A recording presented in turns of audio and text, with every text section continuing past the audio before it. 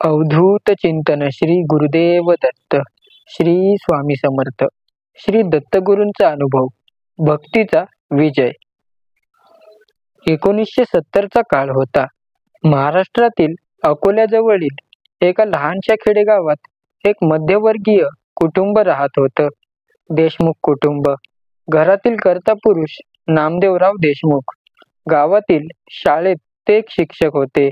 त्यांची पत्नी मंगला शांत, धार्मिक अशा स्वभावाची होती. त्या दररोज श्री दत्तगुरूंची पूजा करत आणि गुरुवारचा एकनिष्ठतेने उपवास करत. त्यांचा एक मुलगा होता, अभय. वय वर्ष 8. अत्यंत चुणचुणीत, अभ्यासू पण थोडा रुग्ण. त्याला वारंवार ताप येत असे. अंगात ऊर्जा राहत नसे. गावातील वैद्यांनी औषधे दिली पण फारसा फरक पडला नाही.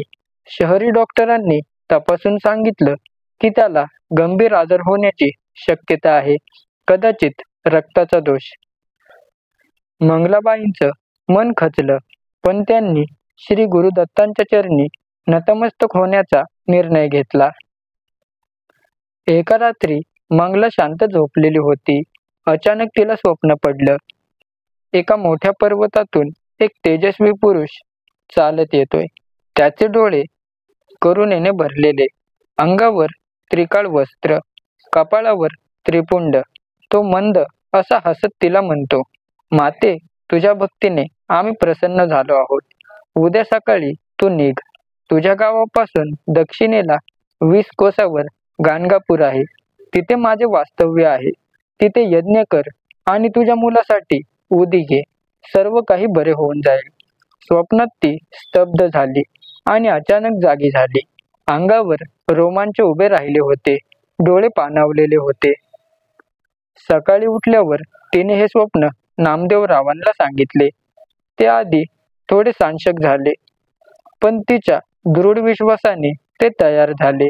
2 दिवसांनी संपूर्ण कुटुंब गाणगापूरला दर्शन घेण्यासाठी निघाले. गाणगापूरला पोहोचल्यावर त्यांनी संगम स्नान केले. भीमा आणि अमरजा नदीच्या संगमावर वातावरण अत्यंत पवित्र झालेले होते. मंदिराच्या पटांगणात उभं राहून मंगलाच्या डोळ्यातून अश्रू येऊ लागले. मंगला मनोभावे म्हणाली, दत्तगुरू, माझ्या मुलाला वाचवा. तुमच्याशिवाय आमचं कोणीच नाहीये. तेव्हा एक म्हातारा साधू त्यांच्या जवळ आला. त्याने अभयकडे पाहून विचारलं, या मुलाला बरं नाही का? मंगला म्हणाली, हो बाबा, तो खूप आजारी आहे. आम्ही तुमच्या दत्तगुरूंच्या कृपेसाठी आलो आहोत. साधू म्हणाले, माते, चिंता करू नको. मंदिराच्या मागच्या बाजूस निर्मळ कुंड आहे. तिथे या मुलाचं स्नान कर. नंतर त्याला मंदिरातील पवित्र उदी दिलीस तर सर्व काही नक्कीच ठीक होईल. ते साधू असे म्हणाले आणि नजरेआड झाले. मंगला, नामदेवराव आणि अभयने सांगितल्याप्रमाणे स्नान केले. स्नान झाल्यावर त्यांनी मंदिरातील उदी घेतली आणि अभयला दिली. त्या रात्री पहिल्यांदा अभय शांत झोपला होता. त्याला ताप नव्हता, थकवा नव्हता. गाणगापूरहून परतल्यावर अभयचे आरोग्य हळूहळू सुधारू लागले होते. महिनाभरात त्याचा चेहरा खुलला, अंगात बळ आलं. डॉक्टरांनी तपासणी केली तेव्हा त्यांनी आश्चर्यचकित होऊन सांगितलं, म्हणजे काय सांगू, पण हा मुलगा आता पूर्णपणे ठणठणीत आहे, असे डॉक्टर मंगलाला म्हणाले. नामदेवराव आणि मंगला दत्तगुरूंची अर्चना करत राहिले. अभय मोठा झाला, शिकून इंजिनियर झाला आणि समाजसेवेच्या कामात लागला. तो स्वतः गाणगापूरला दरवर्षी जात असे आणि श्रद्धेने दत्तगुरूंची पूजा अर्चना करत असे. एकदा त्याने विचारलं, आई, तुला खरंच त्या दिवशी वाटलं होतं का की दत्तगुरू वाचवतील? आई हसून म्हणाली, बाळा, जेव्हा भक्ती संपूर्ण मनापासून असते ना, तेव्हा देवाचं रूप प्रकट हे होतच. अभयच्या आयुष्यात मग एक अनोखीच परीक्षा आली. त्याच्या पत्नीस स्तनांचा कर्करोग निदान झाला. तिला खूप त्रास होत होता. डॉक्टर म्हणाले, शस्त्रक्रिया आणि किमोथेरपीची गरज आहे. अभय खचला, पण त्याच्या आईने त्याला आठवण करून दिलं, मुला, आपल्या आयुष्यात दत्तगुरूंनी किती वेळा मदत केली आहे सांग बरं तूच. या वेळेसही आपल्याला ते नक्की मदत करतील. तो पुन्हा गाणगापूरला गेला. 3 दिवस उपवास केला. मंदिरात बसून तो फक्त दत्तगुरूंचा जप करत राहिला. ओम श्री गुरुदत्ताय नमः.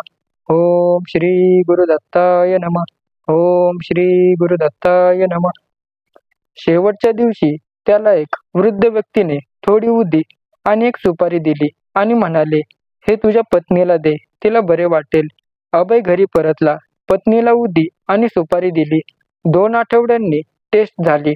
डॉक्टर म्हणाले, केमोथेरपीला फारसे सत्र लागणार नाही, कारण ट्यूमर लवकरच कमी होत आहे. अभयच्या डोळ्यातून अश्रू आले. त्याने डोळे मिटले आणि मनोमन दत्तगुरूंना नमस्कार करून म्हणाला, जय दत्तगुरू. आज अभय एका वृद्धाश्रमात काम करतो. त्याच्या आयुष्यात अनेक संकट आली, पण दत्तगुरूंची कृपा त्याला प्रत्येक क्षणी वाट दाखवत राहिली. आणि अभय सांगतो, दत्तगुरू हे केवळ देव नाहीत, ते आपले आई वडील, मित्र, मार्गदर्शक आणि रक्षक आहेत. जो त्यांच्या चरणी समर्पण करतो त्याचं जीवन त्याच दिवशी हे नक्कीच बदलत असतं. ही कथा केवळ एक अनुभव नाही, तर हजारो भक्तांच्या भावनांचं प्रतिबिंब आहे. श्री गुरुदत्त हे त्रिगुणात्मक ब्रह्मा विष्णू महेश यांचे सम्मिलित स्वरूप आहे. हे भक्ताच्या जीवनात अदृश्य रूपाने असतात. त्यांच्या प्रत्येक साधेला उत्तर देतात. श्री दत्तात्रेयांचा मूल मंत्र ओम द्रां दत्तात्रेयाय नमः. या मंत्राचा नियमित जप, गुरुवारचे व्रत आणि गाणगापूर, नरसिंहवाडी सारख्या दत्तस्थानांचे दर्शन यामुळे जीवनात सकारात्मक बदल होतात. श्री गुरुदेव दत्त. तुमचा एखादा अनुभव असेल तर आम्हाला नक्की कमेंट करा.